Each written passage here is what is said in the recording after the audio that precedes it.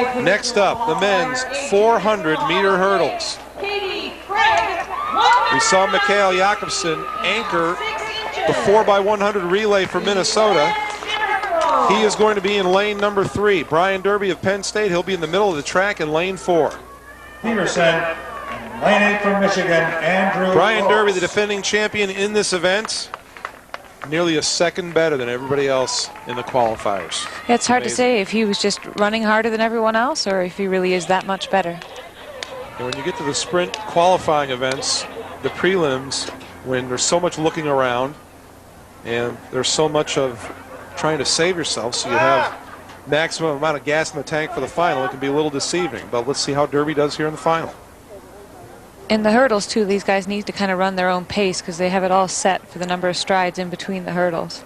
So if they run too slow, they could end up hitting a hurdle. That was the great story about Edward Moses all those years. He's one of the few guys ever to run the same amount of steps between every hurdle. That's pretty tough to do for 400 meters.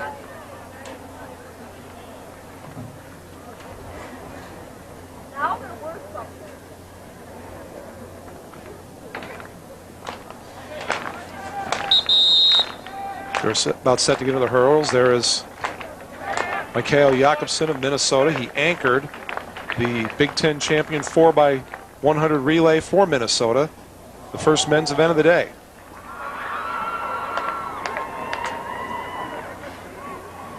But one of the other amazing things about this race, too, is you see guys in all sorts of different sizes, too. You see the big, tall guys who you would think would have a big advantage, but look what we just saw in the women's race. One of the smaller competitors on the track was the winner. Sometimes it's easier to hurdle when you're closer to the height of the hurdle.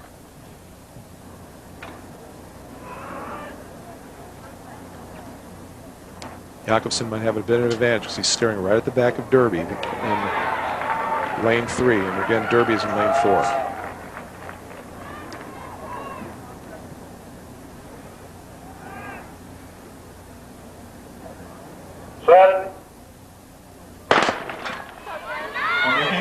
Clean start, everybody away. Jakobsen, Derby, Applewhite, Quade, Peterson, and Oates. Well, Derby got to the hurdle first out of everybody in lane 4. Now they head out of the back stretch. Down the back stretch. Derby in 4, Jakobsen in 3. Derby is just running everybody down to his right at the moment. Jakobsen is not doing too poorly either. Derby has nearly made up the stagger as they head to the turn. Jakobsen might struggle a little bit because he's so tall running around the inside of this bend. Derby and Jakobsen are right together.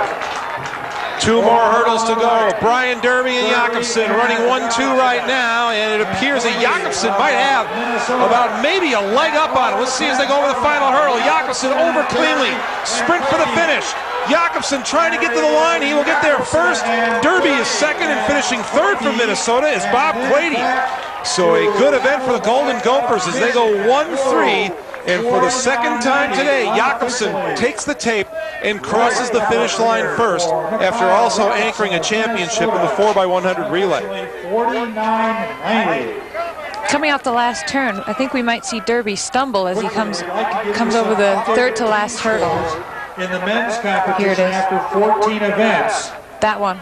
Yeah, he stumbled a little bit. I think that gave Jakobsen the advantage coming into the straightaway. Well, as you mentioned, Kathy, too, that once Jakobsen got through that turn and he was running straight, all of a sudden his height turns into a pretty decent advantage. 47 and Ohio State 42. And as we saw in the women's 100-meter hurdles earlier, the difference in the race, the person who was leading coming down the stretch clips a hurdle, and Jakobsen able to take advantage of it. His unofficial time, once again, 49.9.